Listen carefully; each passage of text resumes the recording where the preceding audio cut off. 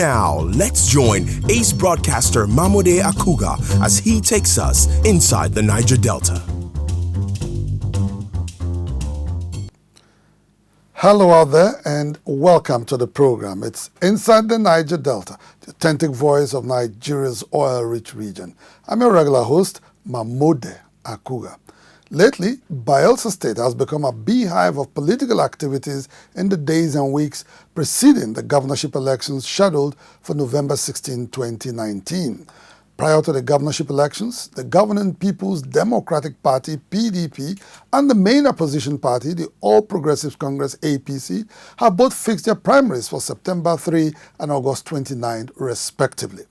In our first issue on the program, we bring you an update on the activities of governorship aspirants who have been successfully screened and found eligible to contest their primary elections ahead of the main contest on November 16 this year.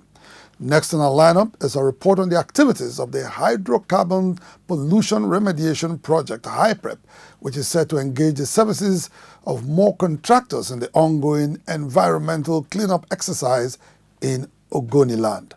Wrapping it up in today's package is the concluding segment of an interview with Lady Stella, who was abducted recently along the notorious East-West Road while traveling from Warri to Port Harcourt. Inside the Niger Delta, the authentic voice of Nigeria's oil-rich region will be back after this time out. Don't go away. Inside the Niger Delta. Welcome back. It's Inside the Niger Delta, the authentic voice of Nigeria's oil-rich region. Ahead of the September 3 governorship primaries of the People's Democratic Party, PDP, in Bayelsa State, the Timi Alaibe campaign organization has called for the cancellation of the party's World Congress in the 105 wards of the state. Members of the Timi Alaibe campaign organization made the call following the conduct of what they describe as flawed ward congresses. They had earlier staged a peaceful protest march to the PDP Secretariat in Bayelsa State. The call for the cancellation of the state congress organized by Ebonyi State Governor Dave Umahi was on account of its alleged flawed process. According to members of the Timi Alaibe campaign organization, all the governorship aspirants, including their principal, were denied access to the list of returning officers until it was announced by the chairman of the electoral committee. Who are these electoral officers you are using? Where is the list coming from? There's a group we saw in Peace Park gathered, and that's where the same materials were distributed. And so we requested that we come to see you, so that PDP will remain one indivisible family, as a family that will go into the primary election, go further to the general election without a divide.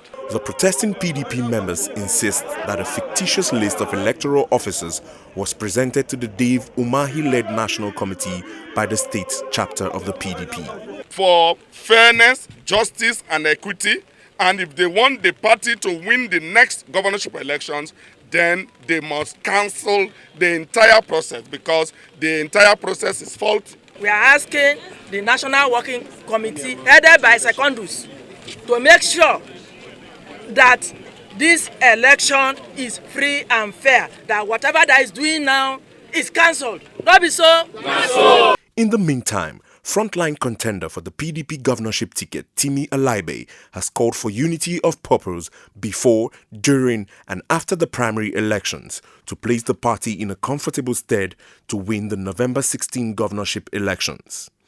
Alaibe also wants delegates at the September 3 governorship primaries to identify with credible and trusted contestants, as the party cannot afford to experiment with political dark horses. I think this is an opportunity to call on all delegates to think deeply in their decision to cast their votes for those of us who are contesting. I have thrown myself open to delegates. I've consulted with them and they know what I stand for. While Alaibe enjoys the support and goodwill of the majority of Bayelsans in the governorship race, there are insinuations in certain quarters that his supposed non-membership of the Governor Dixon restoration team could likely scuttle his ambition. Alaibe, however, insists that he was directly involved in the building of the restoration team. In fact, I was the first caucus chairman of the the restoration family they're talking about. I was the caucus chairman of the first campaign in 2011 into 2012. And people forget history. Chief Alamesia of blessed memory was the elders committee chairman of that campaign, and Honorable Fred Agbedi was the director general of the campaign. I was the caucus chairman. So if there's any restoration family issue, I should be number one to start benefiting from that. Okay, so I don't think that there's an issue there. Already in Bayelsa State, to receive petitions and objections to the conduct of the World Congress is a delegation from the national headquarters of the PDP. Inside the Niger Delta. He is one of Bayelsa's finest, a world-class economist, businessman, banker, politician, and administrator par excellence. Ndutimi Alaibe, former Executive Director, Finance and Administration, and later Managing Director of the Niger Delta Development Commission, NDDC, former Special Advisor to the President on Niger Delta Affairs, and Coordinator of the Presidential Amnesty Program, Timi Alaibe, Hero of the Niger Delta, Timi Alaibe, distinguished son of Bayelsa State. Timi, now is your time. Bayelsa needs you. Timi, we need you. This message is powered by Bayelsans for Good Governance. Honorable Fred Yetimone Agbedi, lawmaker representing Sagbama Ekirimo Federal Constituency in the House of Representatives, is one of the most visible contenders for the governorship ticket of the People's Democratic Party, PDP, in Bayelsa State. In his bid to secure the PDP governorship ticket ahead of the November 16 governorship elections in Bayelsa State, Honorable Agbedi recently consulted some influential socio-political groups in the state. In demonstrating respect for traditional rulers as custodians of the people's customs and tradition, Honorable Agbedi recently consulted the Traditional Rulers Council of Bayelsa State. At the meeting, the three-time federal lawmaker unveiled his plan for the state if elected as the people's governor come November 16, 2019. If I'm elected governor, we are going to grow partnerships that will attract development to the state. We are going to take development from the coast to the hinterland. And how are we going to do it? The most expensive venture is taking roads and bridges across the oceans and rivers. And if we have the IOCs and other indigenous companies and other development partners, what our government will do is to sit together, take responsibilities. You have what it takes, and all we can say for now is keep up the pressure. Consultation is very important, even at this stage. If he succeeds, I want him to be faithful to his promise and his commitment. Furthermore, to be committed to making sure that he promotes and sustains the traditional institution vis-à-vis security in the state. Honorable Agbedi, in his recent Meet the People tour, also conferred with two influential socio-political groups, the Ogbia Brotherhood and Ogwa Congress of Atisa Ipie clan. There are people who decide on which direction to go. And so cutting them and having their support and mandate is sufficient for you to win your election at your party level and even at the general election. And of course, we are taking this brand of campaigns because we know on the 3rd of September, the mandate is going to come. And then we'll move to the next level. Before this time, Honorable Agbedi had interacted with the leadership of the church, seeking divine intervention in his governorship ambition. I pray the hand of God will stand for you. Amen. In the name of Jesus, go and succeed. Amen. Amen. Agbedi had earlier solicited the support of other relevant stakeholders, including delegates at the party primaries and President Goodluck Jonathan, making him an aspirant with the widest outreach in the contest for the governorship ticket of Bayelsa State. With all respect for elders, he came here on his own. He came here because he wanted to see the Ogba Brotherhood family, because development comes from the grassroots. Honorable Fred Agbedi shall be our candidate, and this ship that is on sale is going to be abated successfully by the special grace of God to ensure that we give Bayelsa people the best governor they've ever had in the history of Bayelsa State. The Agoro-born politician from Ekirimo local government area of Bayelsa State is leaving nothing to chance as he continues to worm his way into the hearts of Bayelsans.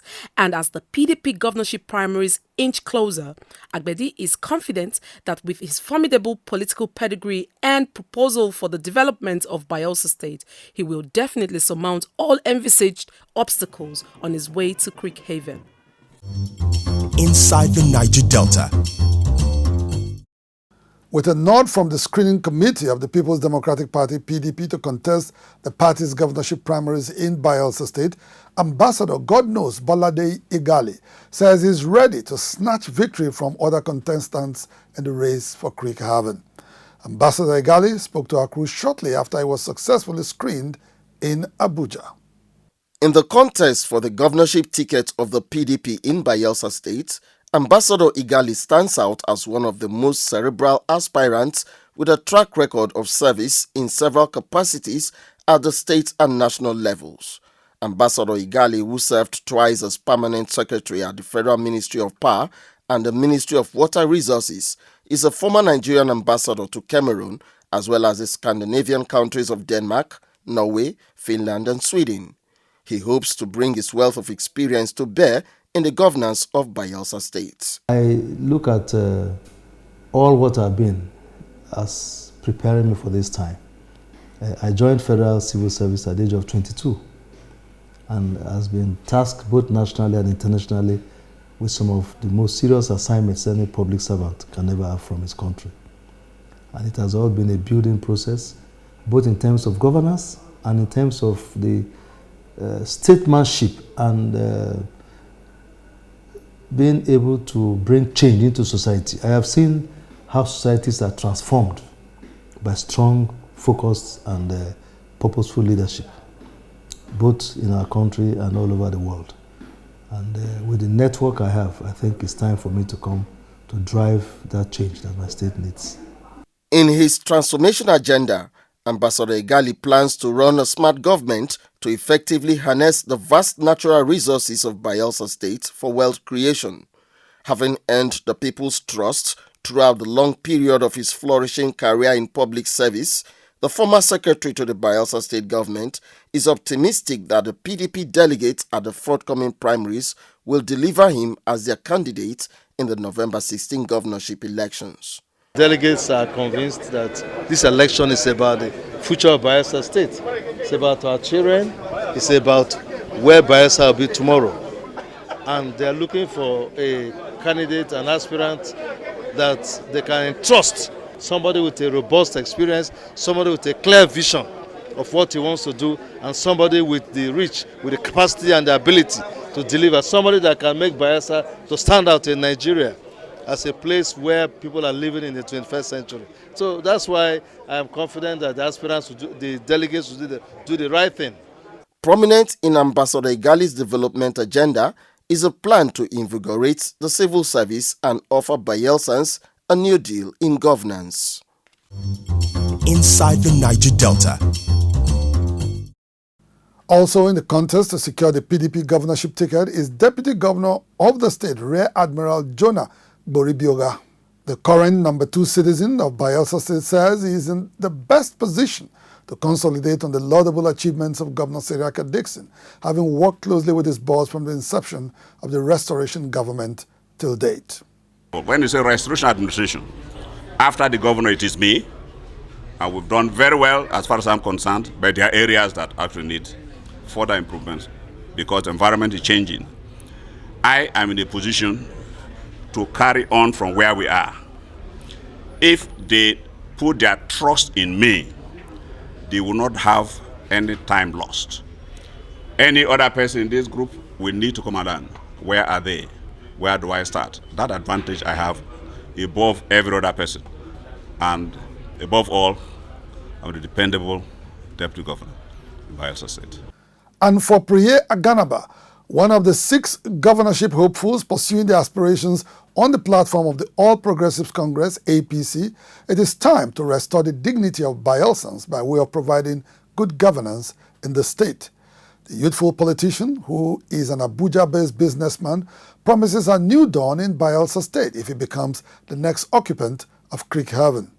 We will get to our destination. Bayelsa State needs rescue, and it is this team that will rescue Bayelsa State. Bayelsa State needs a fresh person to run it. Bayelsa State needs a fresh start, and it is going to start from this house. Inside the Niger Delta. And now, away from politics in Bayelsa State, we now move on to other issues.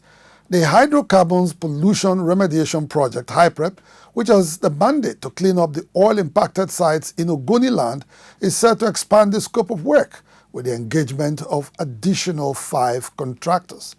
Project coordinator of HYPREP, Dr. Marvin Dekil, who made a disclosure in an exclusive interview with Inside the Niger Delta, also hinted that potable water will be made available to impacted communities by the end of this year. In January this year, the Ogoni cleanup project commenced in earnest with a handing over of 15 polluted sites to contractors. At the time, HYPREP also initiated a bidding process for the provision of potable water, which will be available in the oil-impacted communities by the end of the year. We've gone into collaboration with the River State government so that we could increase the population that will have access to water from HYPREP. But I'm emphasizing the point that HYPREP is here to deal with environmental challenges of Ogoni. We cannot deal with all the problems in the place. We are going to deal with the water bit as recommended for those communities and go beyond. Soon after the federal government flagged off the Ogoni cleanup project in August 2016, HYPREP was severely criticized for what some observers attributed to the slow pace of work on the project.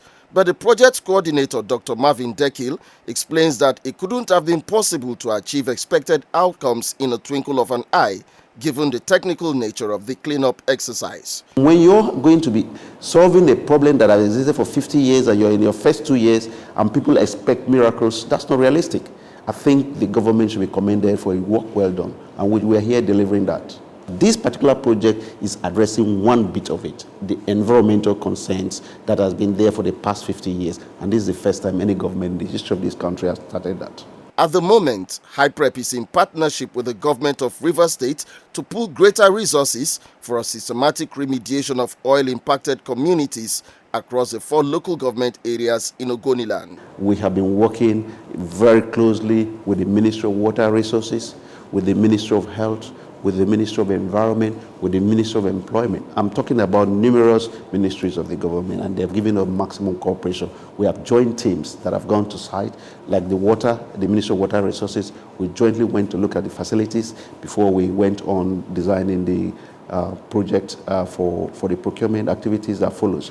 So there is so much we are doing together, and we'll continue to do together. As part of efforts to increase public participation in the Ogoni cleanup project, HYPREP has concluded the process of training 400 Ogoni women to acquire diverse skills relevant to the project, and to further bolster public confidence in the ongoing environmental remediation exercise. It is currently interfacing with faith-based organizations as well as the political class to buy into the project and take ownership of it. Inside the Niger Delta with Mamode Akugha welcomes His Excellency God's Will Obert Akpabio and Olorogun Festus Keyamo, SAN, as Honorable Minister and Minister of State respectively to the Ministry of Niger Delta. We urge these 2 great sons of the Niger Delta to bring their experience, expertise and enthusiasm to bear in ensuring that the Niger Delta witnesses an uncommon transformation that will usher in peace, progress and development to the Niger Delta. And I thank you for coming and for what you are doing in the Niger Delta. May God continue to keep you, so you continue to inform our people. We need this information for the Niger Delta to grow. And of course, my job is actually to link the Niger Delta with the center. Inside the Niger Delta. Lady Stella, as she prefers to be identified for security reasons, was among passengers kidnapped and held hostage for several days in a hidden forest while traveling in a bus commuting from Warri to Port Harcourt along the East-West Road. In the final part of our interview with Lady Stella, she tells us how the kidnappers initiated and concluded the process of demanding for ransom and how she finally gained freedom from the hostage takers. Following day, they came that now it's time for us to call our parents who can provide money to come and pay us from there. That they need money, we will pay our ransom so that we can go out from there. Your people responded after some days. How did they bring you out of that bush? In the night, if you pay the money in the afternoon, like in the morning, they will leave it the next day. They will keep it there the next day, like in the night or in the morning, the early morning, like 6 o'clock or 5, before they will not carry you out from that bush after paying your money. Okay. So, when they brought you out of the bush, where did they take you to? They was bringing us, they were saying that they will go and drop us close to Shoba. Like from there and go to my house. So the night that they carry us, they now went to drop us far from that Rumoji safe, very far from there. So they just carry us in the bike, 2 of us, because me and one other girl. Carry us in the bike in the night, like 9 o'clock, toward Junction. He gave us for 1,000 that we should use to transport to Port Harcourt. Okay. They gave you transport money? Yeah. They were kind enough to do that. They gave us 1,000. They bought slippers for us to put on. That we should use the 1,000 transport to Port Harcourt. So they just left us on that junction, and it's night already. Because the road, nobody wants to go to Port Harcourt that night again. We stand there like 9 to 11 o'clock. Then this guy now came, 2 men now came. I was like, what are you people doing here? We said that, said, this one are you people are like this because our body was dirty. So this one are you people like this. What happened? Because those men, they are from the community. Okay. So, I don't want to say anything. You know, say that we should not be afraid, that we should say something, that they noticed that the bike that dropped us, that they noticed a movement, that we should say something. And after I was telling them, look at what happened, waking up. I said that we should, if we should stand on this road like this, that kidnappers will still come and pick us. They kidnap you again, second time? Yes. Then the other one was like, they should call a police guy. The other one, that they should not call a police guy, say police guy too. They will still carry us inside the bush and hand over us to those kidnappers. That so the police, yes. If they call the police, when they come, they will take you and hand you over to kidnappers? Yes. So they were saying, well, I was not afraid. Like, I don't even know where to go again. I don't even know who to believe. I don't even know who to trust. I was not telling myself that I don't want to go out from that spot. I should just stay there and stand till they break. Then I said that here is not safe at all. So they carried us to one church when we get there. So the 2 guys were not knocking on the gates. This man refused to open because the man is afraid. The pastor for the church, of the church, yes. What time was this? It was around 11 to 12. Wow. 11:30, something like that. So we're standing there, knock, like going to almost 12 o'clock and still knocking on this man's gate. This man actually came out. He stand and look, watch. He did not say anything. He did not say a word to us. He just went inside. People all the beg that we were kidnapped, or we should help us, so I have nowhere to sleep. I should help us. The man did not say anything, just went inside. So God so kind. This one, that guy, came out, was like, what happened? Why are you knocking on this door? That this guy will not come out. So we explained, the 2 men now explained to him, the guy is from the community, the other guy that came out. So, this thing that these boys are doing in this community, that is tired safe. So the thing is that we don't have anywhere to stay, because those 2 men, they are afraid to as in to allow us to sleep in their house till daybreak. I do not know the reason why. So they want us to spend our nights somewhere. Yeah, but the kidnappers may go and attack them that they helped you people. Actually, that very night, the kidnapper came back to that spot.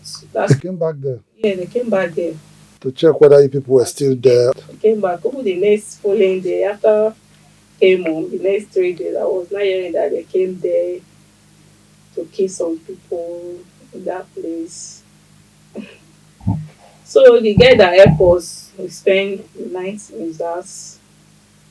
So the following morning, when I came to the airport. Inside the Niger Delta.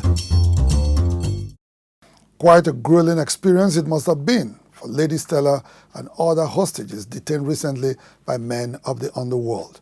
We hope that relevant authorities will begin to take drastic measures as a matter of urgency to clamp down on the activities of kidnappers and bandits rampaging the Niger Delta and other parts of the country. And it's on this note that we bring the program to a close. Inside the Niger Delta, the authentic voice of Nigeria's oil-rich region will be back next week, same time, on this station. In the meantime, you can follow us on our social media handles showing right now on your screen. Until then, I'm yours sincerely, Mamode Akugha, signing off on the program. Bye for now.